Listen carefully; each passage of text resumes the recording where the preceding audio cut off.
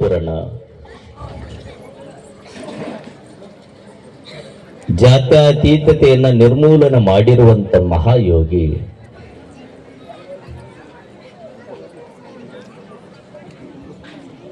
ಕಲಬುರಗಿಯ ಶರಣರೂ ಸಹಿತ ಬಸವಣ್ಣನ ತತ್ವವನ್ನು ಅಳವಡಿಸಿಕೊಂಡು ನಾಡಿನಲ್ಲಿ ದೇವರಾದರು. ಅಂತ ಎಲ್ಲ ಶರಣರ ಮೂಲ ಪುರುಷರಾಗಿರುವಂತ ಬಸವಣ್ಣನನ್ನು ಸ್ಮರಿಸಿ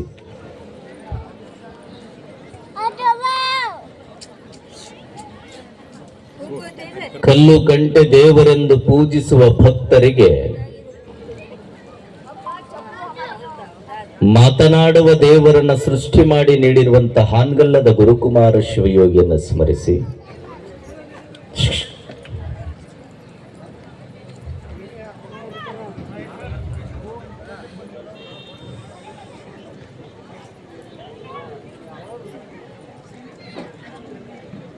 ಕುದುರೆಮೋತಿ ಸಂಸ್ಥಾನ ಮಠದ ಎಲ್ಲ ಗುರು ಪರಂಪರೆಯನ್ನು ಸ್ಮರಿಸಿ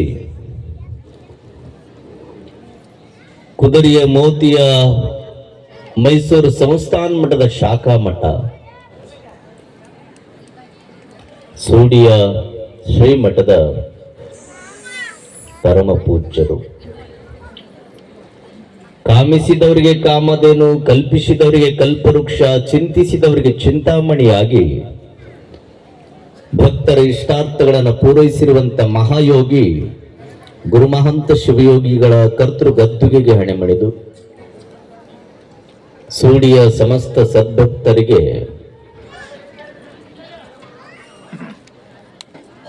ಗುರುಮಹಂತ ಶಿವಯೋಗಿಗಳವರ 58ನೇ ಪುಣ್ಯಾರಾಧನೆ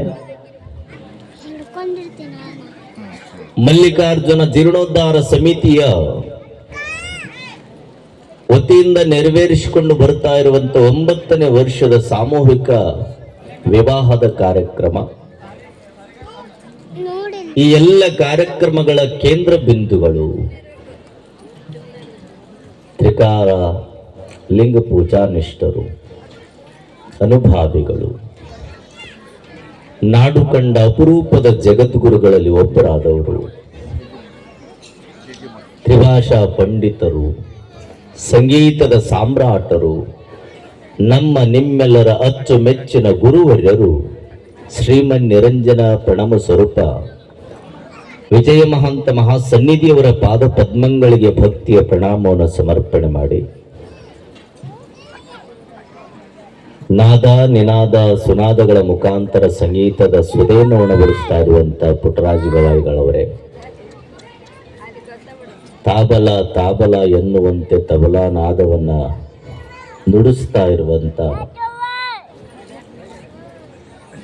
ಪಂಚಾಕ್ಷರಿ ಹೂಗಾರವರೇ,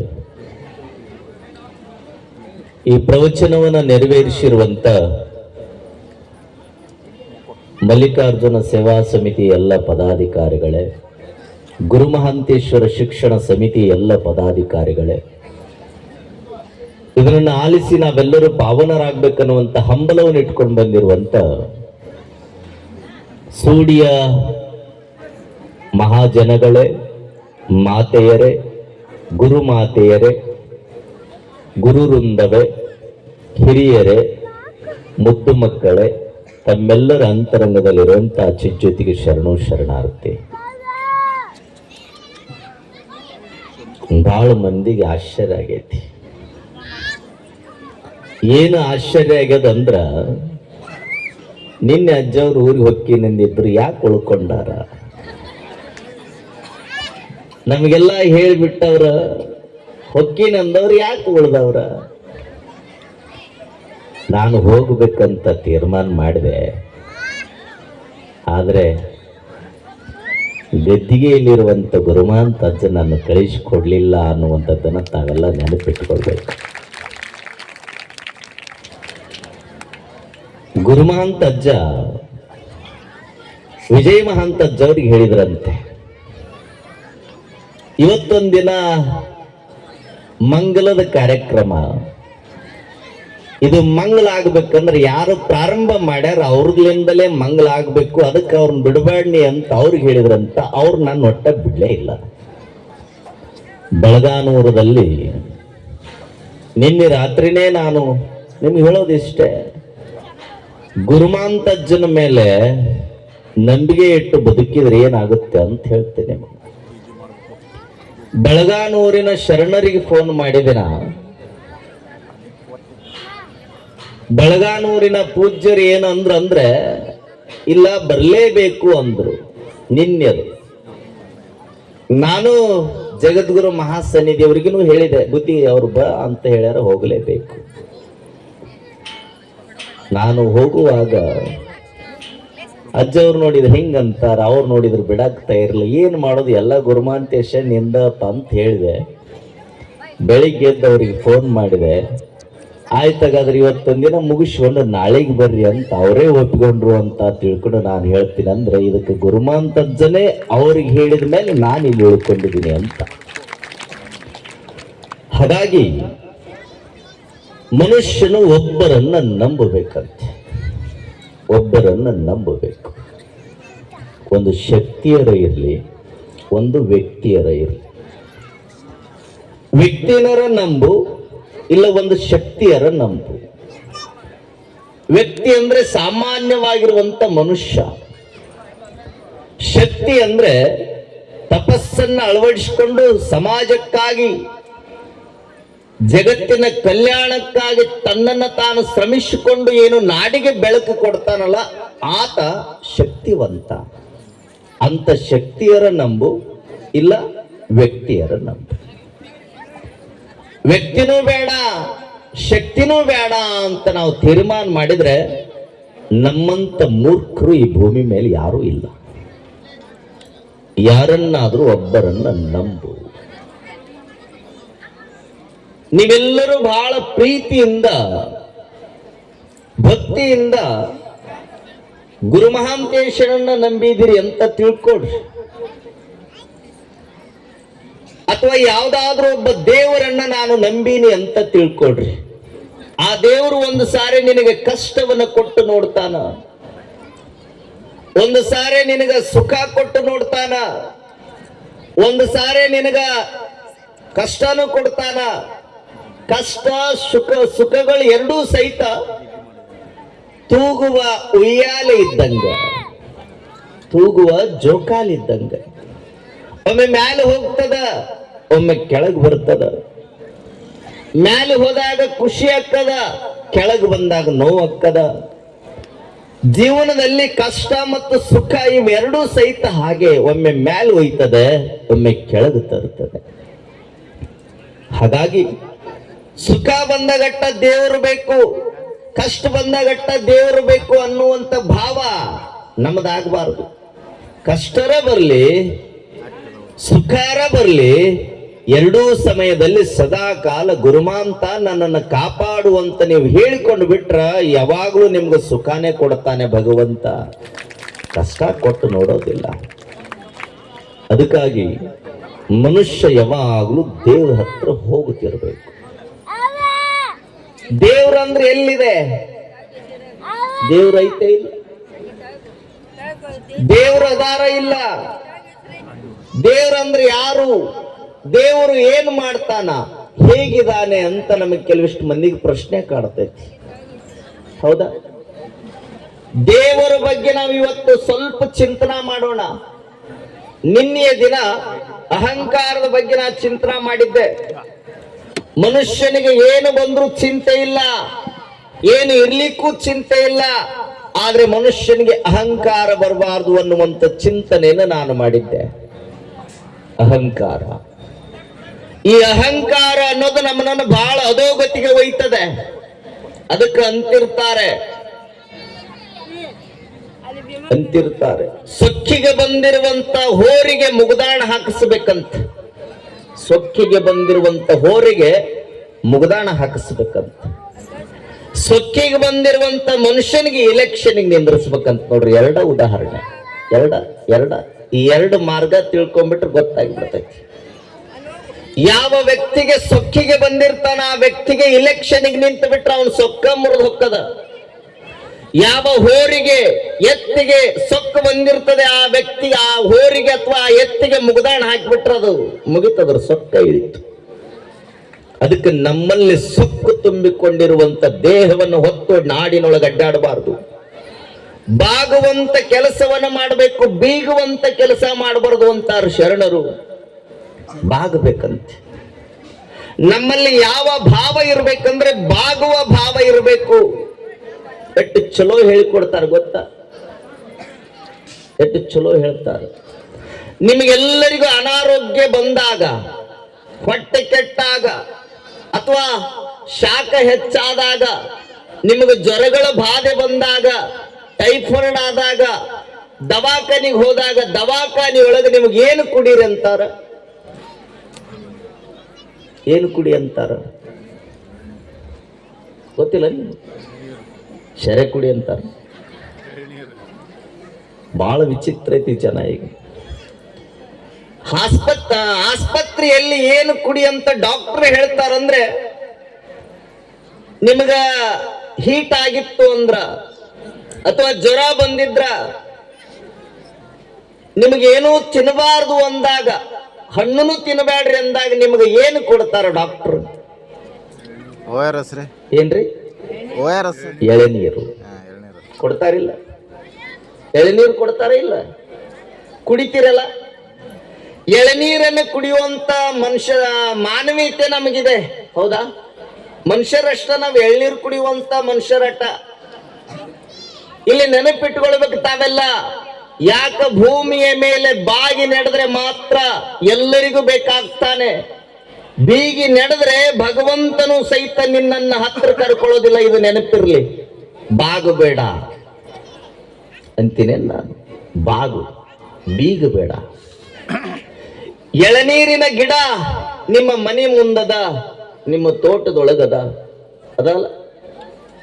ಆ ಎಳನೀರಿನ ಗಿಡ ನೋಡಿರೇನು ಒಂದ್ಸರ?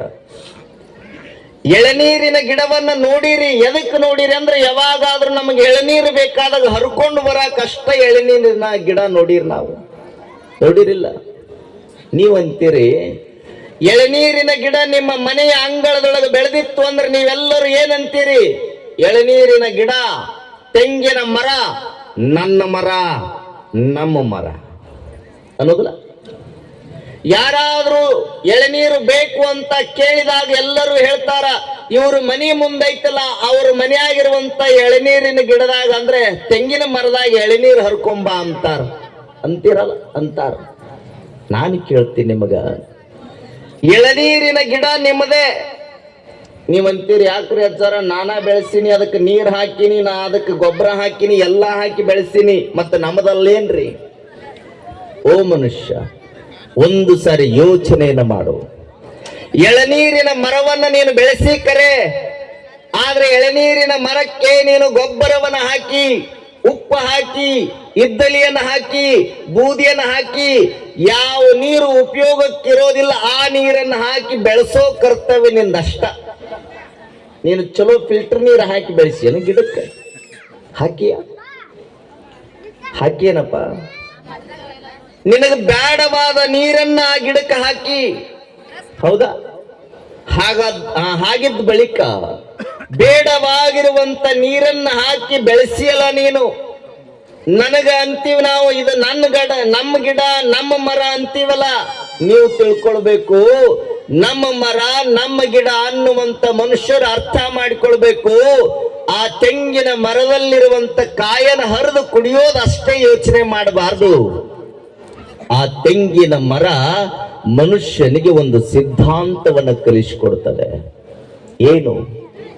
ಏನು ಸಿದ್ಧಾಂತ? ಏನು ಸಿದ್ಧಾಂತವನ್ನ ಬೋಧನೆ ಮಾಡ್ತೈತಿ ಒಂದು ತೆಂಗಿನ ಮರ ಅಂದ್ರೆ? ಕೆಲವಿಷ್ಟು ಗರಿಗಳು ಭೂಮಿಗೆ ಬಾಗಿರ್ತಾವ, ಇರ್ತಾವಲ್ಲ?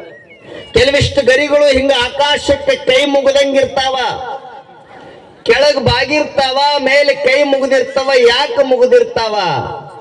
ಆ ತೆಂಗಿನ ಮರ ಹೇಳ್ತದಂತೆ, ಏ ಮನುಷ್ಯ, ನೀನು ಗಿಡ ಬೆಳೆಸಿ, ನೀನು ನನಗ ನೀರು ಹಾಕಿ, ಗೊಬ್ಬರ ಹಾಕಿ ಬೆಳೆಸಿ ಅಂದ ಬಳಿಕ ನೀನು ನನಗ ಏನ್ ಹೇಳ್ತಿ ಅಂದ್ರೆ, ನಾನೇ ಬೆಳೆಸಿನಿ, ನನ್ನಿಂದಲೇ ಬೆಳೆದೈತಿ ಅನ್ನುವಂತ ಭಾವ, ಅಹಂಕಾರದ ಬುದ್ಧಿಯನ್ನು ಬಿಡು.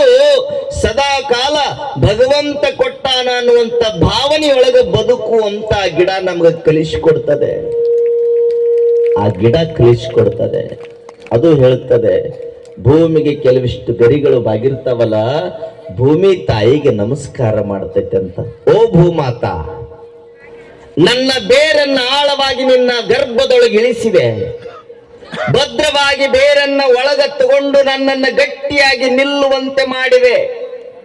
ನೀನು ಆ ಬೇರಿನ ಮುಖಾಂತರ ಭೂಮಿಯಲ್ಲಿರುವಂತ ಎಲ್ಲ ಖನಿಜಾಂಶಗಳನ್ನ, ಲವಣಾಂಶಗಳನ್ನು ಹೀರಿಕೊಳ್ಳುವಂತ ಶಕ್ತಿಯನ್ನು ನನಗೆ ಕೊಟ್ಟು ಈ ಭೂಮಿಯ ಮೇಲೆ ನನ್ನನ್ನ ನಿಲ್ಲುವಂಗ ಮಾಡಿದೆಯಲ್ವಾ, ನಿನಗೆ ಸದಾ ಕಾಲ ನನ್ನ ನಮಸ್ಕಾರ ಅಂತೈತೆ ಅಂತ. ಎಳನೀರಿನ ಗಿಡ, ಎಳನೀರಿನ ಗಿಡ ಭೂಮಿ ತಾಯಿಗೆ ನಮಸ್ಕಾರ ಮಾಡ್ತೈತಿ. ಕೆಲವಿಷ್ಟು ಗರಿಗಳು ಹೀಗಿರ್ತಾವೆ, ಇನ್ನು ಕೆಲವಿಷ್ಟು ಗರಿಗಳು ಆಕಾಶಕ್ಕೆ ಕೈ ಮುಗಿದಿರ್ತಾವ.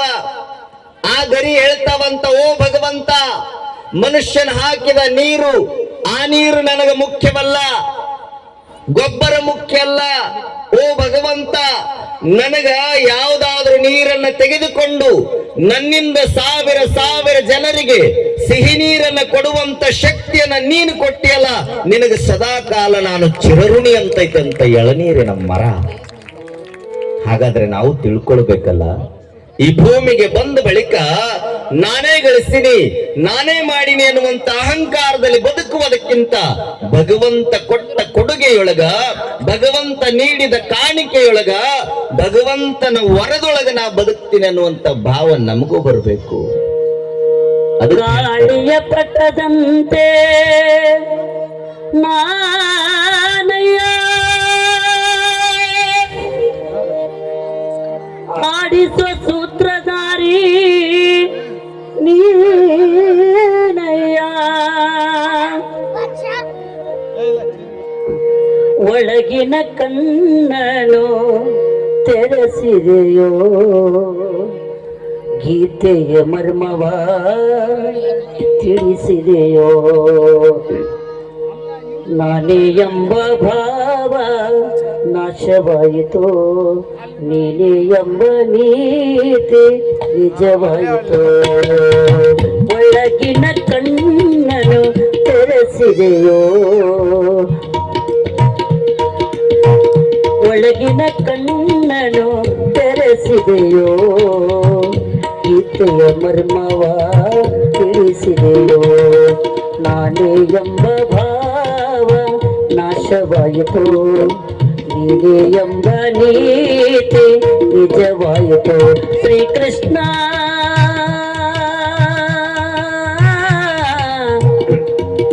ಹೇ ಶ್ರೀಕೃಷ್ಣ.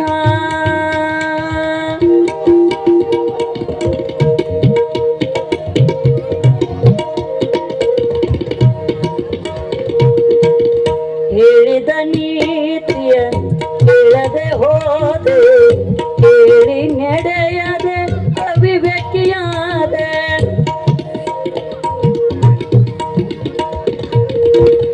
ಎಲ್ಲವೂ ನಾನು ನನ್ನದೇ ಎಂದು ನಂಬಿದೆ ನಯ್ಯ ಶಾಶ್ವತವೆಂದು. ಎಲ್ಲ ಸುಳ್ಳು, ಎಲ್ಲವೂ ಕೊಳ್ಳು, ತಿಳಿವೆನು ಎಂದು ನಾನು ಮಿಥ್ಯ ನೀನು ಸತ್ಯ.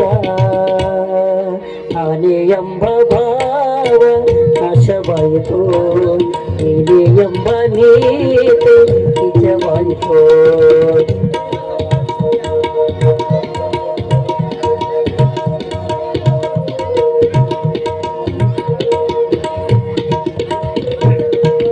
ಹೆಂಡತಿ ಮಕ್ಕಳು ಒಂದು ಬಳಗ, ರಾಗ ಭೋಗಗಳ ವೈಭೋಗ.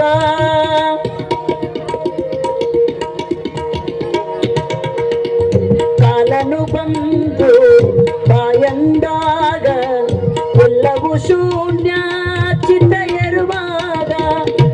ಎಲ್ಲ ಶೂನ್ಯ, ಎಲ್ಲವೂ ಶೂನ್ಯ.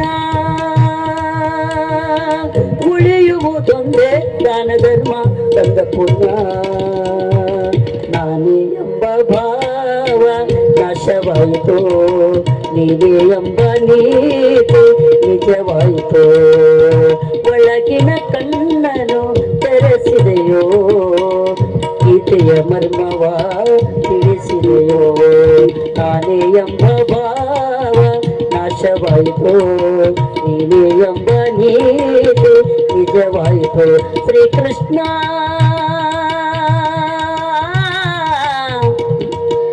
ಹೇ ಶ್ರೀಕೃಷ್ಣ ಕೃಷ್ಣ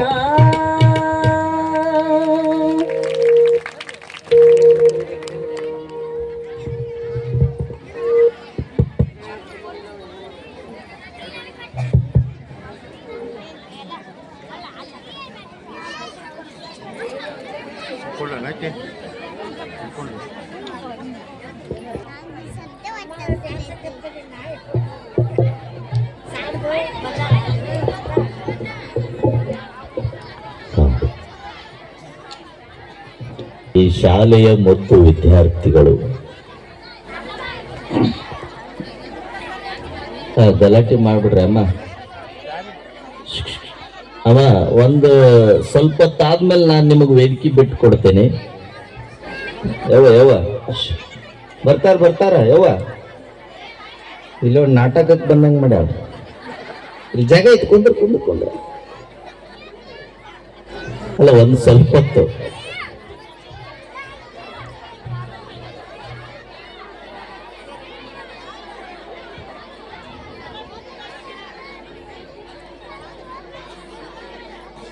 ಈಗ ಮಾತಾಡಿದ್ರೆ ನಾ 10ಕ್ಕೆ ಬಿಡ್ತೀನಿ ನೋಡು ನಿಮ್ಗೆ ಯಾವ ಸಾಂಸ್ಕೃತಿಕ ಕಾರ್ಯಕ್ರಮಗಳನ್ನು ಮಾಡಿಸ್ಕೊಡಲ್ಲ ನಾನೇ ಇವತ್ತು ಒಂದು ದಿನ ಹೇಳ್ಬಿಡ್ತೇನೆ ನಿಮಗೆ ಬೇಕಂದ್ರೆ ಸ್ವಲ್ಪ ಹೊತ್ತು ಸುಮ್ಕೊಂಡ್ರೆ ಬಿಟ್ಟು ಕೊಟ್ಬಿಡ್ತೇನೆ ಮಾತು ಬೇಡ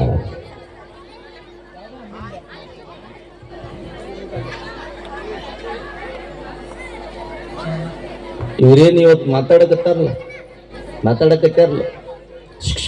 ಏವ್ವ ಓಯ್ ತಾಯಿ ಮೇಡಮ್ಮ ಏನ್ ನಡೆಸಿರಿ ನಾ ಏನ್ ಮಾಡಕತ್ತೀನಿ ಇವತ್ತೇನ್ ಮಾತಾಡಕತ್ತಾರಲ್ಲ ಇವ್ರು ಇವತ್ತ ಬಂದಾರ ನನಗ್ ಗೊತ್ತು ದಿನ ಬಂದ್ರೆ ಮಾತಾಡ್ತಾ ಇದ್ದಿಲ್ಲ ಅವ್ರು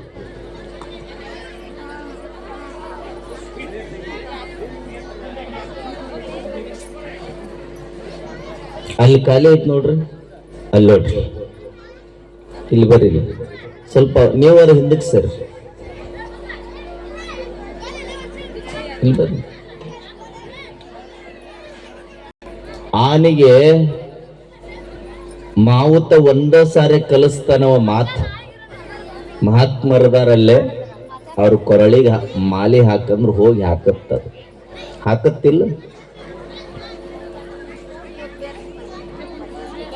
ಹಾಕತ್ತಿಲ್ಲ ಮಂಗ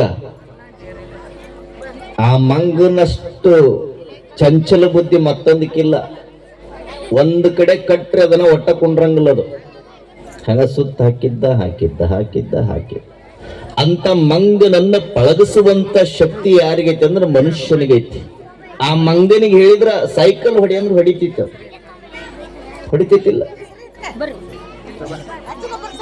ಬಾಲ್ ಆಡಂದ್ರೆ ಆಡ್ತೈತಿ ಅದು ಮಂಗ ಮತ್ತ ಅದು ಮಾತು ಕೇಳ್ತೈತಿ ಅಂದ್ರೆ ನೀವ್ಯಾಕೆ ಮಾತು ಕೇಳುದಿಲ್ಲ ನೀವು ಮಂಗನಿಕ್ಕಿನ ಆನಿಕ್ಕಿನ ಆಗಬಾರ್ದು ಸ್ವಲ್ಪ ತಷ್ಟ ಹೇಳಿ ಬಿಟ್ಬಿಡ್ತೇನೆ ಮನುಷ್ಯನಿಗೆ ಅಹಂಕಾರ ಬರಬಾರದು ನೀವು ನವಣಿ ನೋಡಿರೇನ ನವಣೆ ನೋಡಿರ ಸಜ್ಜಿನೂ ನೋಡಿರಿ ನವಣಿನೂ ನೋಡಿರಿ ಸಜ್ಜಿ ಹೆಂಗಿರ್ತೈತಿ ನವಣಿ ಹೆಂಗಿರ್ತೈತಿ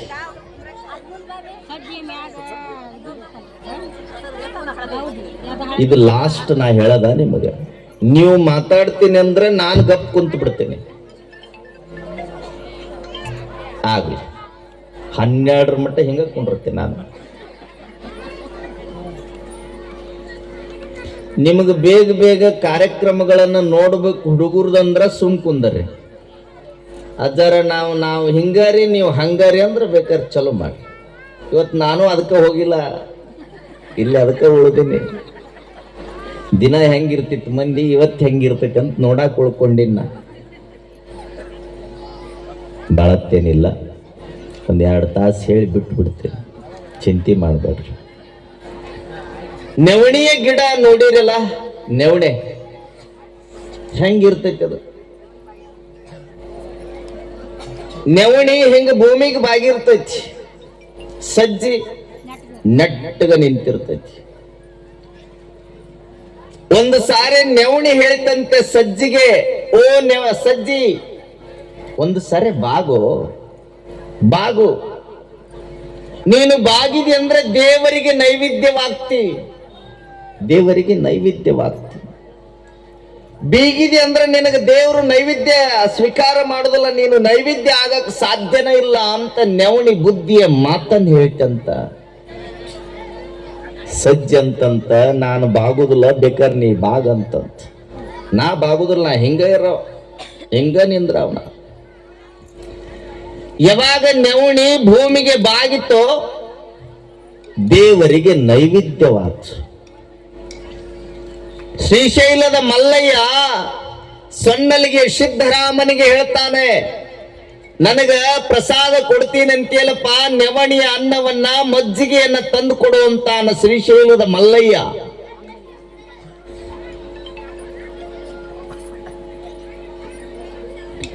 ಶ್ರೀಶೈಲದ ಮಲ್ಲಯ್ಯ ಯಾವಾಗ ನವಣಿಯ ಅನ್ನ ಮಜ್ಜಿಗೆಯನ್ನ ಕೇಳಿದ ಅಂದ್ರೆ ನವಣಿ ಅದು ಬಾಗಿದ್ದು, ಅದರಲ್ಲಿ ಸೊಕ್ಕಿಲ್ಲ. ಮಜ್ಜಿಗೆಯೊಳಗ ಅದರಲ್ಲಿಯೂ ಸಹಿತ ಕೊಬ್ಬಿನ ಅಂಶ ಇರೋದಿಲ್ಲ. ಕೊಬ್ಬಿನ ಅಂಶ ಇರಲಾರದಂತ ಮಜ್ಜಿಗೆಯನ್ನ ನನಗ ಕೊಡು, ಸಾತ್ವಿಕವಾಗಿರುವಂತ ಪದಾರ್ಥವಾದ ನವಣಿಯನ್ನ ನನಗ ಕೊಡುವಂತ ನವಣಿಯನ್ನ ಕೇಳಿದ ಮಲ್ಲಯ್ಯ. ನವಣಿ ಭೂಮಿಗೆ ಬಾಗ್ತದೆ, ಓ ಭೂಮಾತಾ ನನ್ನನ್ನ ಬೆಳಿಲಿಕ್ಕೆ ಸಾಂಬ ಜೈ ನಮಃ, जगज्योति बसवेश्वर महाराज की, कुमारेश्वर महाराज की, गुरु महंतेश्वर महाराज की, विजय महंतेश्वर महाराज की, अनुलार्द सुंकुंतौर महाराज की, जय मंगलम जय नमः. पार्वतीश्वर हर हर महादेव.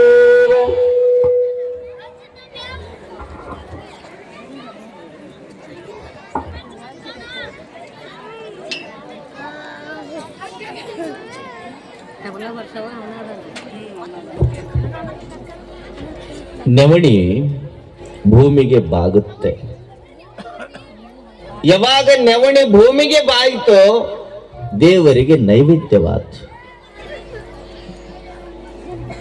ಭೂಮಿಯನ್ನ ಹೇಳ್ತದೆ, ಭೂಮಿಗೆ ಹೇಳ್ತದೆ ನವಣಿ, ಓ ಭೂಮಾತಾ ನನ್ನನ್ನ ಬೆಳೆಯುವಂತೆ ಆಶ್ರಯವನ್ನು ಕೊಟ್ಟೆಲ್ಲ, ಸದಾ ಕಾಲ ನಿನಗೆ ಚಿರಋಣಿ. ಯಾವಾಗ ನವಣಿ ಬಾಗಿತೋ ದೇವರಿಗೆ ನೈವೇದ್ಯವಾತು, ಸಜ್ಜಿ ಬೀಗಿತಲ್ಲ ಅದು ದನಗಳಿಗೆ ಆಹಾರ ಆಯ್ತು. ಹೆಣ್ಮಕ್ಳಿಗೆ ಗೊತ್ತು, ದನ ಏನಾರ ಇದಾಗ ಒಂದಿಷ್ಟು ಸಜ್ಜಿ ಕುಚ್ಚಿಡು ಹಾಲು ಜಾಸ್ತಿ ಕೊಡ್ತೈತಿ ಅಂತ ಹೇಳುದಿಲ್ಲ. ಹಾಗಾದ್ರೆ ದನಗಳಿಗೆ ಆಹಾರ ನವಣಿ ಆಗಲ್ಲ, ಸಜ್ಜಿ ಆಗ್ತದೆ. ದೇವರಿಗೆ ನೈವೇದ್ಯ ನವಣಿ ಯಾಕಂತಂದ್ರೆ ನವಣಿ ಭೂಮಿಗೆ ಬಾಗಿತು, ಅದಕ್ಕೆ ದೇವರಿಗೆ ನೈವೇದ್ಯವಾತು.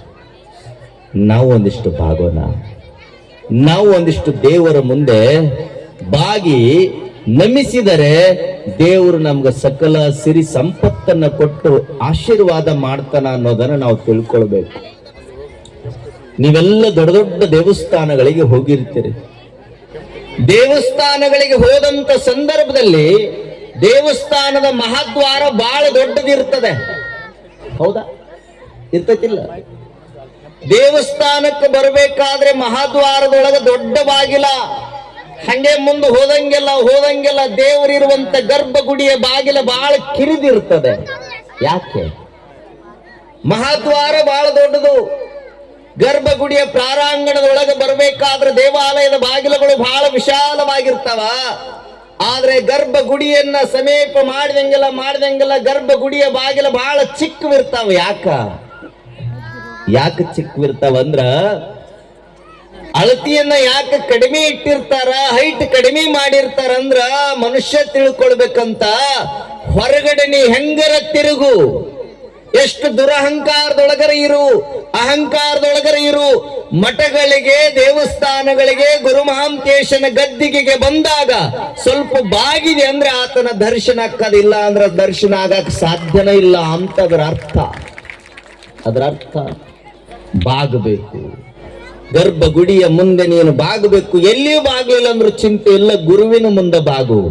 ಎಲ್ಲಿ ಬಾಗ್ಲಿಲ್ಲ ಅಂದ್ರೆ ಚಿಂತೆ ಇಲ್ಲ, ದೇವರ ಮುಂದೆ ಬಾಗು. ದೇವರ ಮುಂದೆ ನೀ ಬೀಗಿದೆ ಅಂದ್ರೆ ನಿನಗೆ ದೇವರ ದರ್ಶನ ಆಗೋದಿಲ್ಲ. ನಾನು ಬಾಗೋದಿಲ್ಲ, ಊರು ಶ್ರೀಮಂತದಿನಿ ಅಂತ ಹಂಗ ಹೋಗ್ರಿ ಗರ್ಭಗುಡಿಯಾಗ ನಿನ್ನ ತಲಿ ಪಟ್ಟಿ ಕಿತ್ಕೊಂಡು ಹೋಗಿರ್ತೈತೆ ಅತ್ತಮ್ಮ. ಎಲ್ಲಿ ಬಾಗ್ಲಿಕ್ಕೂ ಚಿಂತೆ ಇಲ್ಲ, ದೇವರ ಮುಂದೆ ಬಾಗು. ಅದಕ್ಕೆ ಗುರುವಿನ ಮುಂದೆ ಬಾಗೋದನ್ನ ಕಲಿ. ಎಷ್ಟು ಗುರುವಿನ ಮುಂದೆ ಬಾಗ್ತಿ ಅಷ್ಟು ನಿನಗೆ ಒಳ್ಳೇದಾಗ್ತದ. ಎಷ್ಟು ಗುರುವಿನ ಮುಂದೆ ನೀ ಬಾಗ್ತಿಯಲ್ಲ ಅಷ್ಟು ಒಳ್ಳೇದಾಗ್ತದ. ಅದಕ್ಕೆ ನಾ ಹೇಳೋದು, ಬೀಗಿ ನಡೆಯುವ ಬದಲು ಬಾಗಿ ನಡೆದರೆ ಭಗವಂತನ ಒಲುಮೆಯಾದೀತು ನೋಡ. ಬೀಗಿ ನಡಿಬೇಡ, ಬಾಗಿ ನಡಿ. ನಾವು ಬಾಗೋಣ, ನಾವು ಎಲ್ಲರಿಗೂ ಬೇಕಾಗೋಣ. ನಾವು ಹೇಗೆ ಬದುಕಬೇಕಂದ್ರೆ ಮರ ಬದುಕಿದಂಗ ಬದುಕಬೇಕು. ಮರ ನೋಡಿರ, ಮರ ಯಾವ ಮರ? ಗಿಡಕ್ಕೂ ಮರ ಅಂತಾರ. ಆ ಮರದಲ್ಲ ಹೇಳೋದು, ಮನ್ಯಾಗ ಉಪಯೋಗ ಮಾಡ್ತಿರಲ್ಲ ಯಾವ ಮರ? ಹಸು ಮಾಡೋದು. ಸಾಣಿಗೆ ನೋಡಿರ, ಸಾಣಿಗೆ ಜೋಳ ಹಿಟ್ಟು ಸಾಣಿಸೋದು, ಸಾಣಿಸ್ತೀರ. ಅದನ್ನ ಹೆಂಗ್ ಸಾಣಿಸ್ತೀರಿ ನೀವೆಲ್ಲ?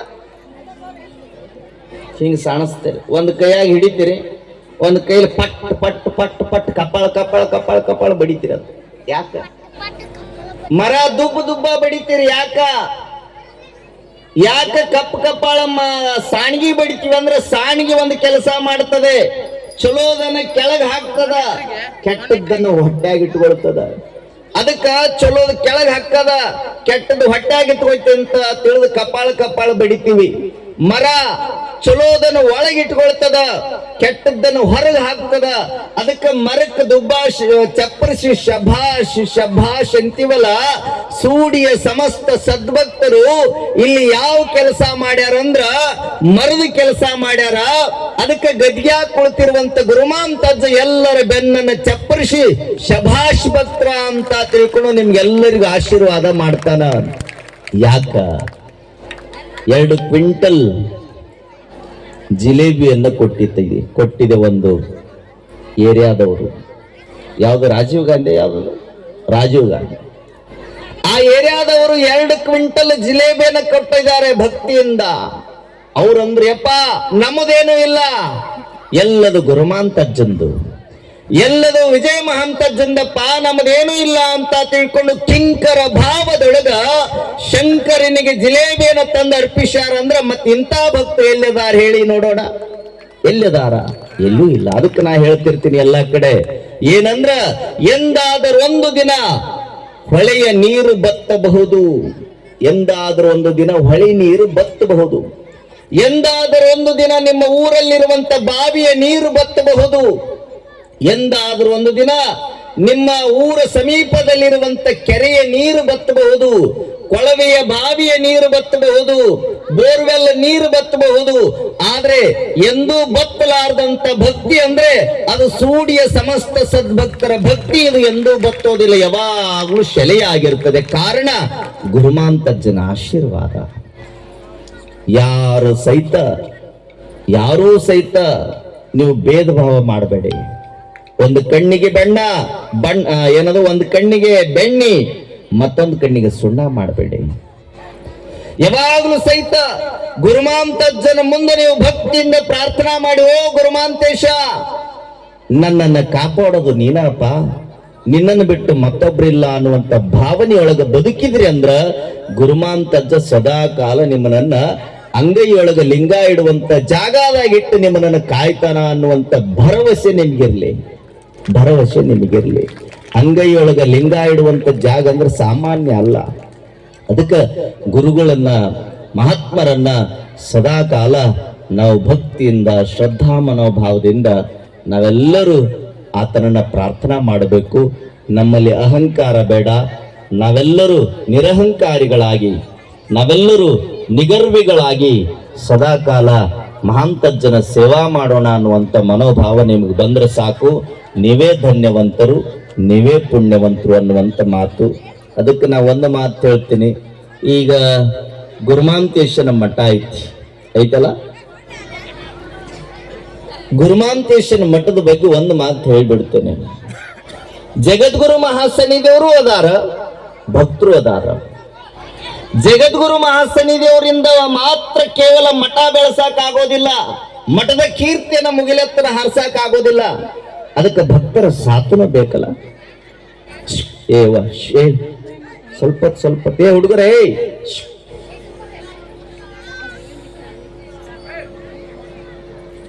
ಸ್ವಲ್ಪ ಹುಡುಗರಿಗೆ ಹೇಳಪ್ಪ. ಅಣ್ಣ ಚೇರು ಬಿಡ್ರಿ, ಯಾಕೆ ಬಡದಾಡ್ತೀರಿ?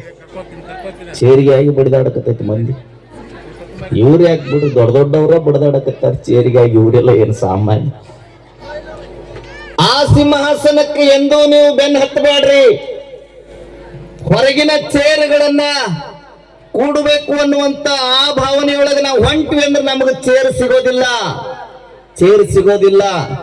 ನೀವು ಯಾವ ಭಾವನೆಯನ್ನು ಇಟ್ಕೊಳ್ಬೇಕಂದ್ರೆ ಹೊರಗಿನ ಕುರ್ಚಿಗಾಗಿ ಬಡದಾಡುವ ಬದಲು ನಮ್ಮ ಅಂತರಂಗ ಅನ್ನುವಂತ ಸಿಂಹಾಸನದೊಳಗೆ ಸದಾ ಕಾಲ ರಾರಾಜಿಸುವವರು ಯಾರು ಅಂದ್ರೆ ಗುರುಮಾಂತಜ್ಜವರು, ವಿಜಯ ಮಹಾಂತಜ್ಜವರು ಅನ್ನುವಂತ ಭಾವನೆಯೊಳಗೆ ನೀವು ಇದ್ರಿ ಅಂದ್ರೆ ನಿಮ್ಗ ಸಿಂಹಾಸನ ಬರ್ತದ. ಸಿಂಹಾಸನಕ್ಕೆ ಬೆನ್ನು ಹತ್ತೋದು ಬೇಡ. ಹಾಗೆ ಈ ಊರೈತಲ್ಲ ಸೂಡಿ, ಗುರುಮಾಂತಜ್ಜನ ಮಠ ಐತಿ. ಎಲ್ಲೋ ಒಬ್ಬ ಹುಡುಗ ಬಹಳ ಸುಪ್ರಸಿದ್ಧ ಜ್ಯೋತಿಷ್ಯಗಾರ ಇದ್ದ. ಸುಪ್ರಸಿದ್ಧ ಜ್ಯೋತಿಷ್ಯಗಾರ. ಇದೊಂದು ಮಾತು ಹೇಳಿ ಬಿಟ್ಟು ಬಿಡ್ತೀನಿ, ಬಹಳ ಹೇಳಂಗಿಲ್ಲ. ಸುಪ್ರಸಿದ್ಧ ಜ್ಯೋತಿಷ್ಯಗಾರ ಏನ್ ಮಾಡಿದ ಅಂದ್ರೆ ಸದಾ ಕಾಲ ಎಲ್ಲವನ್ನು ಕರೆ ಹೇಳ್ತಿದ್ದವ. ಎಷ್ಟು ಸತ್ಯ ಅಂದ್ರ ಅವನು ಏನು ನುಡಿತಿದ್ದ ಅದೆಲ್ಲ ಸತ್ಯಕ್ಕಿತ್ತು. ಅವನು ಹೇಳ್ತಿದ್ದ, ಅವ ಏನು ಹೇಳ್ತಿದ್ದ ಅದೆಲ್ಲ ಇರ್ತಿತ್ತು. ಊರಾಗ ಒಬ್ಬವ ಪರೀಕ್ಷೆ ಮಾಡಕ್ ಬಂದು ಹುಡುಗ, ಜ್ಯೋತಿಷ್ಗಾರ ಹೇಳೋ ಮಾತೆಲ್ಲ ಸತ್ಯ ಐತೆ ಅಂತಾರ. ಅವನು ಪರೀಕ್ಷೆ ಮಾಡಿ ನೋಡೋಣ, ಏನು ಡಾಂಬಿಕದಾನೋ, ಇನ್ನು ಸುಮ್ನೆ ಸುಳ್ಳು ಹೇಳ್ತಾನೋ ಅಥವಾ ಏನು ಕರೆ ಹೇಳ್ತಾನ ಅಂತ ಪರೀಕ್ಷೆ ಮಾಡಕ್ ಒಬ್ಬ ಹುಡುಗ ಬಂದ. ಆ ಹುಡುಗಂದ ಇವನನ್ನ ಹೇಗೆ ಪರೀಕ್ಷೆ ಮಾಡಬೇಕು ಅಂತ ತಿಳ್ಕೊಂಡು ಯೋಚನೆ ಮಾಡಿ ಕೈ ಒಳಗೆ ಒಂದು ಗುಬ್ಬಿಯನ್ನು ಹಿಡ್ಕೊಂಡು ಬಂದವ. ಗುಬ್ಬಿ ಹಿಡ್ಕೊಂಡು ಬಂದ ಮೇಲೆ ಆ ಹುಡುಗಂತಾನ, ಜ್ಯೋತಿಷ್ಗಾರ ನಿಮ್ಮ ಬಗ್ಗೆ ಬಹಳ ಕೇಳಿದೀನಿ ನಾಡಿನೊಳಗ, ಹೇಳೋದೆಲ್ಲ ಸತ್ಯ ಹೇಳ್ತೀರಂತ, ಏನು ಹೇಳಿದ್ರು ಸಹಿತ ಅದು ಕರೆ ಆಗ್ತೈತಂತ ನಿಮ್ಮನ್ನ ಪರೀಕ್ಷೆ ಮಾಡಕ್ ಬಂದೀನಿ ನಾನು. ಮತ್ತ ನನ್ನ ಕೈಯಾಗ ಏನೈತಿ ಹೇಳ್ರಿ ಅಂದವ. ಏನೈತಿ ಹೇಳ್ರಿ ಅಂದ. ಜ್ಯೋತಿಷ್ಗಾರ ಎಲ್ಲವನ್ನ ಕಲ್ತಿದ್ದ ಅವ ಅಂದ. ಪಂಚಾಂಗ ತೆಗದ, ಪುಸ್ತಕ ತೆಗದ, ನೋಡಿ ಹೇಳ್ತ, ನಿನ್ನ ಕೈಯಾಗ ಗುಬ್ಬಿ ಐತಿ ನೋಡು ತಮ್ಮಂದ. ಅವ ಅಂದ, ಬಹಳ ಖುಷಿ ಆತವ. ನಿನ್ನ ಕೈಯಾಗ ಗುಬ್ಬಿ ಐತಿ ನೋಡಂದ. ಗುಬ್ಬಿ ಐತಿ ಅಂದ ತಕ್ಷಣ ಅವ ಅಂದ, ಬಹಳ ಕರೆ ಹೇಳ್ತಾರಲ್ಲ ಜ್ಯೋತಿಷ್ಗಾರರು. ಇಟ್ಟು ದಿನ ನಾನು ಹೇಳೋದನ್ನ ಕೇಳಿದ್ದೆ, ಆದ್ರ ಈಗ ನನಗ ಅನುಭವಕ್ಕೆ ಬಂತಂದ್ರೆ ಕರೆ ಹೇಳ್ತಾರ ಅನ್ಕೊಂಡ. ಆದ್ರ 100% ಒಪ್ಪಲಿಲ್ಲವ. 25% ಮಾತ್ರ ಒಪ್ಪಿದ, ಇನ್ನು 75 ಹಂಗ ಇತ್ತು. ಆ ಹುಡುಗಂದ 25% ಓಕೆ ರೀ, ಆದ್ರೆ ಇನ್ನು 75% ಐತಲ್ಲ. ಇನ್ನು 25% ಒಂದು ಪ್ರಶ್ನೆ ಕೇಳಿದವ. ಏನು ಗೊತ್ತಾ?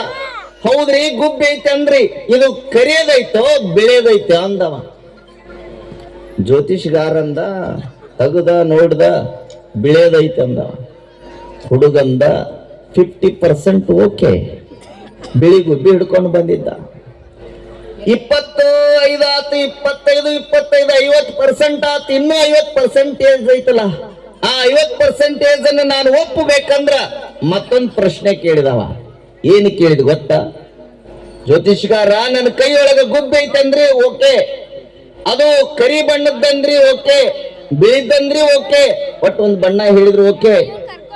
ಆದ್ರೆ ಇದು ಕೊನೆ ಪ್ರಶ್ನೆ 50% ಅಂದ್ರ 50% ಏನು ಅಂದ್ರ ಇದು ಸತ್ತೈತೋ ಬದುಕೈತೋ. ಜ್ಯೋತಿಷ್ಗಾರೇನಾರ ಯೋಚನೆ ಮಾಡಿ ಸತ್ತೈತಂದ್ರ ಹಾರಿ ಬಿಡ್ತಾನ. ಹೌದಾ? ಒಂದ್ ವೇಳೆ ಅದು ಬದುಕೈತೆ ಅಂದ್ರೆ ಅಲ್ಲೇ ಸಿಕ್ಕೊಂಡ್ ಬಿಡ್ತಾನ. ಮತ್ತೆ ಇಲ್ಲಿ ಸುಳ್ಳು ಹೇಳಿದಂಗ ಜ್ಯೋತಿಷ್ಗಾರ ನೋಡಿದ ಕೊನೆಗೆ ಜ್ಯೋತಿಷ್ಗಾರ ಒಂದು ಮಾತು ಹೇಳಿದ, ಏ ಬಾಲಕ, ಇಲ್ಲಿವರೆಗೆ ನಾನು ಹೇಳಿದ ಮಾತು ಎಂದೂ ಸುಳ್ಳಾಗಿಲ್ಲ. ಕರಿ ಕಲರ್ ಅಂದೆ, ಅದು ಆಯ್ತು. ಗುಡ್ಡೈತೆ ಅಂದೆ, ಅದು ಆಯ್ತು. ಈ ಕೊನೆ ಪ್ರಶ್ನೆ ಕೇಳಿಯಲ್ಲ, ಬದುಕೈತೋ ಸತ್ತೈತೆ ಅಂತ. ಅದಕ್ಕ ನಾನು ಉತ್ತರ ಕೊಡ್ತೀನಪ್ಪ. ಏನಂದ್ರ ಅದ್ರ ಭವಿಷ್ಯ ನಿನ್ನ ಕೈಯಾಗೈತೋ. ಹಿಚ್ಚಿಗಿದ್ರ ಸಾಯ್ತೈತಿ, ಹಾರಿಸಿದ್ರ ಮುಗಿಲತ್ರ ಹಾರ್ತೈತಿ. ಅದ್ರ ಭವಿಷ್ಯ ನಿನ್ನ ಕೈಯಾಗೈತಿ ಅಂತ ಜ್ಯೋತಿಷ್ಗಾರ ಹೇಳಿ ಸುಮ್ಕುಂತ. ನಾನು ಹೇಳುವ ಮಾತು ಇಷ್ಟೇ, ಗುರುಮಹಾಂತೇಶ್ವರ ಅನ್ನುವಂಥ ಮಠ ಹಿಡ್ಕೊಂಡು ಸುಡಿ ಸಮಸ್ತ ಸದ್ಭಕ್ತರು ಜಗದ್ಗುರು ಮಹಾಸನ್ನಿಧಿಯವರ ಹತ್ರ ಮುಚ್ಕೊಂಡು ಓದಿರಿ. ಅಪ್ಪವ್ರ, ಈ ಮಠ ಬೆಳಿತೈತೋ, ಈ ಮಠ ಇಷ್ಟೇ ಇರ್ತೈತೋ ಅಂತ ನೀವೆಲ್ಲ ಪ್ರಶ್ನೆ ಮಾಡಿದ್ರ ಜಗದ್ಗುರು ಮಹಾಸನ್ನಿಧಿಯವರ ಬಾಯಿಂದ ಬರುವಂತ ಒಂದೇ ಮಾತು, ಆ ಮಠದ ಭವಿಷ್ಯ ಸೂಡಿ ಭಕ್ತರ ಕೈಯಾಗೈತೋ, ನನ್ನ ಕೈಯಾಗಿಲ್ಲ ಅಂತ ಹೇಳ್ತಾರಂದ್ರೆ ಆ ಮಠದ ಕೀರ್ತಿಯನ್ನ ಮುಗಿಲೆತ್ತರ ಬೆಳೆಸೋ ಕಾರ್ಯವನ್ನ ಭಕ್ತರೇ ಮಾಡಬಹುದು, ಬೇಡ ಅಂದ್ರೆ ಸುಡ್ಯಾಗಷ್ಟ ಇರುವಷ್ಟನ್ನೇ ಮಾಡಬಹುದು ಅನ್ನುವಂತ ಮಾತನ್ನ ಇಂಥ ಭವ್ಯ ಪರಂಪರೆ ಉಳ್ಳಂತ ಮಠ, ಅತ್ಯಂತ ಶ್ರೇಷ್ಠ ವೈಭೋಗದಿಂದ ಕೂಡಿರುವಂತ ಮಠ, ವೈಭವದಿಂದ ಕೂಡಿರುವಂತ ಮಠ. ಅಂತ ಮಠದ ಪೂಜ್ಯರು ಯಾರು ಅಂದ್ರೆ ಈಗಿರುವಂತ ಜಗದ್ಗುರು ಮಹಾಸನ್ನಿಧಿಯವರು, ವಿಜಯ ಮಹಾಂತ ಮಹಾಸನ್ನಿಧಿಯವರು ಈಗ ಅದಾರಂದ್ರೆ ನೀವು ಸ್ವಲ್ಪ ತಿಳ್ಕೊಳ್ಬೇಕು. ಬಹಳ ಜನ ಶ್ರೀಮಠದ ಎಲ್ಲ ಚರಿತ್ರೆಯನ್ನ ಕೇಳಿರಿ, ಓದಿರಿ, ಆದ್ರೆ ನಿಮಗೆ ಕರೆಸಿದ್ದಜ್ಜನ ಪವಾಡಗಳನ್ನ ಕೇಳಿರಿ, ಗುರುಮಾಂತಜ್ಜನ ಲೀಲೆಗಳನ್ನ ಕೇಳಿರಿ. ಈಗಿರುವಂತ ಜಗದ್ಗುರು ಮಹಾಸನ್ನಿಧಿಯವರು ಸಹಿತ ಸಾಮಾನ್ಯವಾದವರಲ್ಲ ಅನ್ನುವಂಥದ್ದನ್ನು ನೀವು ನೆನಪಿಟ್ಟುಕೊಳ್ಳಿ. ಇಲ್ಲೇ ಹಿರೇಮ್ಯಾಗೇರಿಯಲ್ಲಿ ಜಗದ್ಗುರು ಮಹಾಸನ್ನಿಧಿಯವರ ಅಮೃತ ಹಸ್ತ ಹೇಗೈತೆ ಅಂತ ಹೇಳ್ತೀನಿ ನಿಮ್ಗೆ. ಹಿರೇಮ್ಯಾಗೇರಿ ಒಳಗೆ ಒಬ್ಬ ಹೆಣ್ಣುಮಗಳು ಸಾಯುವ ಅವಸ್ಥೆಗೆ ಬಂದಿರ್ತಾಳೆ. ಆಸ್ಪತ್ರೆಯಲ್ಲಿ ಡಾಕ್ಟರ್ ಹೇಳಿಬಿಡ್ತಾರೆ, ಈ ಹೆಣ್ಣುಮಗಳನ್ನ ತಗೊಂಡು ಅವರು ಹುಡುಗಿ ಹಾಕಿನ ಯೌವನಾವಸ್ಥೆ ತುಂಬಿರುವಂತ ಹೆಣ್ಣುಮಗಳು. ಆ ಹುಡುಗಿಯನ್ನ ಕರ್ಕೊಂಡು ಹೋಗ್ರಿ, ಇನ್ನೇನಿದು ಬದುಕುದಿಲ್ಲ ಅಂತ ಡಾಕ್ಟರ್ ಅವ್ರ ತಂದೆ ತಾಯಿಗಳಿಗೆ ಹೇಳಿ ಕಳಿಸ್ತಾರೆ. ಮ್ಯಾಗೇರಿಗೆ ತಗೊಂಡು ಬಂದು ಮ್ಯಾಗೇರಿಯ ಮನೆಯೊಳಗೆ ಅದನ್ನ ಹಾಕೊಂಡಿರ್ತಾರೆ. ಇನ್ನೇನು ವಾರೋ 15 ದಿನಕ್ಕೂ ಹುಡುಗಿ ಸಾಯ್ತೈತಿ ಅಂತ ಎಲ್ಲರ ಭಾವನೆ. ಆ ಸಮಯದೊಳಗ ಜಗದ್ಗುರು ಮಹಾಸನ್ನಿಧಿಯವ್ರ ಹತ್ರ ಆ ಭಕ್ತರು ಬರ್ತಾರೆ, ತಂದೆ ತಾಯಿಗಳು ಬಂದು ಹೇಳ್ತಾರ, ಯಪ್ಪ ಹಿಂಗಾಗ್ಯದ ಮಗಳಿಗೆ. ಅವಾಗ ಜಗದ್ಗುರು ಮಹಾಸನ್ನಿಧಿಯವರು ಹೋಗ್ತಾರೆ, ದಯಮಾಡಿಸ್ತಾರ ಅವ್ರ ಮನೆಗೆ. ಹೋಗಿ ಭಸ್ಮವನ್ನು ತೆಗೆದುಕೊಂಡು ಆ ಭಸ್ಮವನ್ನು ತಮ್ಮ ಹಸ್ತಕ್ಕೆ ಹಚ್ಚಿಕೊಂಡು ಬಸವನ ಮಂತ್ರವನ್ನ ಜಪ ಮಾಡಿ ಆ ಹೆಣ್ಣು ಮಗಳ ಹಣೆಗೆ ಹಚ್ಚಿ ಭಸ್ಮದಿಂದ ಮೈ ಸವರಿ ಆ ಹೆಣ್ಣು ಮಗಳಿಗೆ ಆಶೀರ್ವಾದ ಮಾಡಿ ಬರ್ತಾರ. ಮನೆಯಾಗ ತಂದೆ ತಾಯಿಗೆ ಹೇಳ್ತಾರ, ಈ ಹುಡುಗಿಗೆ ಏನೂ ಆಗುದಿಲ್ಲ, ಆರಾಮಕ್ಕಳಂತ ಹಸ್ತ ಇಟ್ಟು ಬಂದ ಮೇಲೆ ಇನ್ನೇನು 10 ದಿನಕ್ಕೋ 15 ದಿನಕ್ಕೋ ಸಾಯುವಂತ ಹುಡುಗಿ ಮತ್ತೆ ಬದುಕಿ ಮದುವೆಯಾಗಿ ಆರಾಮ್ ಜೀವನ ಮಾಡಕತ್ತಾಳಂದ್ರ ಜಗದ್ಗುರು ಮಹಾಸನ್ನಿಧಿಯವರ ಅಮೃತ ಹಸ್ತ ಹೇಗಿದೆ ಅನ್ನೋದು ನಮ್ಗೆ ತಿಳ್ಕೊಳ್ಬೇಕು, ಅರ್ಥೈಸ್ಕೊಳ್ಬೇಕು. ನಮ್ಮೂರೊಳಗೂ ಒಂದು ಘಟನಾ ನಡೆದದ, ಬೌಟಿಯೊಳಗೆ ಜಗದ್ಗುರು ಮಹಾಸನ್ನಿಧಿಯವರ ವಾಣಿ ಅದು ಲಿಂಗ ನುಡಿಗಳು ಅಂತ ಸತ್ಯದಿಂದ ಕೂಡಿರುವಂತ ವಾಣಿಯ ಬಗ್ಗೆ ನಾವೆಂದೂ ಭೇದ ಭಾವ ಮಾಡಬಾರ್ದು. ಆ ವಾಣಿಯನ್ನ ಅಲಕ್ಷ್ಯ ಮಾಡಬಾರ್ದು. ಆ ವಾಣಿಯೊಳಗೆ ಏನೂ ಇಲ್ಲ ಅಂತ ನಾವು ಅನ್ಕೋಬಾರ್ದು. ನಮ್ಮೂರೊಳಗನು ಘಟನೆಗಳಿದಾವೆ. ಗೂಡೂರದೊಳಗನು ಸಹಿತ ಆಗ ಈಗ ಸಾಯ್ತಾನ ಅನ್ನುವಂತ ವ್ಯಕ್ತಿಗೆ ಆಶೀರ್ವಾದ ಮಾಡಿದ್ರೆ ಮತ್ತೆ ಆ ವ್ಯಕ್ತಿ ಜೀವಂತವಾಗಿ ನಡೆದಾಡಿದ ಅನ್ನುವಂತ ಇತಿಹಾಸಗಳನ್ನ ನಾವು ದೂರ ಕೇಳೋದು ಬೇಡ. ನಮ್ಮ ಕಣ್ಣ ಮುಂದೆ ಕುಳಿತಿರುವಂತ ಜಗದ್ಗುರು ಮಹಾಸನ್ನಿಧಿಯವರ ಆಶೀರ್ವಾದವೂ ಹಾಗೆ ಇದೆ ಅನ್ನುವಂಥದ್ದನ್ನು ನಾವು ಸ್ಪಷ್ಟವಾಗಿ ತಿಳ್ಕೊಳ್ಳೋಣ. ಅಂತ ಪರಮ ಗುರುಗಳು ದೊರೆತಿದ್ದು ನಮ್ಮೆಲ್ಲರ ಪುಣ್ಯ ಅನ್ನುವಂತ ಮಾತನ್ನ ಅರ್ಥೈಸಿಕೊಂಡು ಇಂಥ ಕಾರ್ಯಕ್ರಮ ನಿರಂತರವಾಗಿ ನಡೀಲಿ. ನಿಮ್ಮ ದಾಸೋಹ ಸದಾಕಾಲ ಹೀಗೆ ಇರಲಿ. ಇವತ್ತು ಜಿಲೇಬಿ ಕೊಟ್ಟಿದ್ದಾರೆ, ಮತ್ತೆ ನಾಳೆಗೆ ಬೇರೆ ಬೇರೆ ದಾಸೋಹಗಳನ್ನ ಬಜಿ ಮಾಡಿಸ್ತೀನಿ ಅಂದಾರ, ಮಿರ್ಚಿ ಮಾಡಿಸ್ತೀನಿ ಅಂದಾರ. ಏನೇನೋ ಮಾಡಿಸ್ತೀನಿ ಅಂದಾರಂದ್ರೆ ಅದಕ್ಕೆಲ್ಲ ಮೂಲ ಕಾರಣ ಅದು ಗುರುಮಹಾಂತಜ್ಜನ ಆಶೀರ್ವಾದ, ಜಗದ್ಗುರು ಮಹಾಸನ್ನಿಧಿಯವರ ಆಶೀರ್ವಾದ ಅನ್ನುವಂತ ಮಾತನ್ನ ತಾವೆಲ್ಲ ತಿಳ್ಕೊಂಡು ನಿಮ್ಮ ಸೇವೆ ನಿರಂತರವಾಗಿ ಹೀಗೆ ಇರಲಿ. ಈ ಮಠ ನಿಮ್ಮ ಮಠ, ನೀವು ಹೇಗೆ ಬೆಳೆಸ್ತೀರಿ ಹಾಗೆ ಬೆಳೀತದೆ ಮಠ ಅನ್ನುವಂತ ಮಾತನ್ನ ಅರ್ಥೈಸಿಕೊಂಡು ನಿಮ್ಮೆಲ್ಲರಿಗೂ ನಮ್ಮೆಲ್ಲರಿಗೂ ಜಗದ್ಗುರು ಮಹಾಸನ್ನಿಧಿಯವರ ಆಶೀರ್ವಾದ ಸದಾ ಕಾಲ ಇರಲಿ ಅನ್ನುವಂತ ಮಾತುಗಳನ್ನು ಹೇಳಿ ನನ್ನ ಇವತ್ತಿನ ಸ್ವಲ್ಪ ಪ್ರವಚನದ ನುಡಿಪುಷ್ಪವನ್ನ ಜಗದ್ಗುರು ಮಹಾಸನ್ನಿಧಿಯವರ ಪಾದಕರ್ಪಣೆ ಮಾಡಿ ಮುಂದಿನ ಕಾರ್ಯಕ್ರಮಕ್ಕನ್ನು ಮಾಡ್ತೀನಿ. ಒಮ್ಮೆ ಜೋರಾದ ಜೈಘೋಷವನ್ನ ನಾವು ಮಾಡಿಬಿಡೋಣ. ಸಾಂಬ ಜೈ ನಮಃ. ಗುರು ಮಹಾಂತೇಶ್ವರ ಮಹಾರಾಜ್ ಕಿ, ವಿಜಯ ಮಹಾಂತೇಶ್ವರ ಮಹಾರಾಜ್ ಕಿ, ಕುಮಾರೇಶ್ವರ ಮಹಾರಾಜ್ ಕಿ, करसिद्धेश्वर महाराज की जय मंगलम जय नमः परापते शिव हर हर महादेव।